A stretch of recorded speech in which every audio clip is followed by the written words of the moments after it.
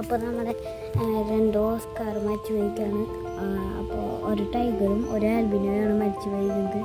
അപ്പോൾ നമ്മളുടെ പിന്നെ വലിയ ടാങ്കിൽ കിടക്കുന്ന ഒരു കോഴിക്കാട്ടും പിന്നെ ടൈഗർ ഫിഷസ് എന്ന് പറഞ്ഞ ഒരു മീനുണ്ട്, നിങ്ങൾക്കറിയാമെന്ന് അറിയില്ല, അവർ മരിച്ചു പോയിരിക്കുകയാണ്. അപ്പോൾ ഞാൻ പുതിയ അതിഥി പറയുന്ന മീനുകളെ കാണിച്ചു തരാം.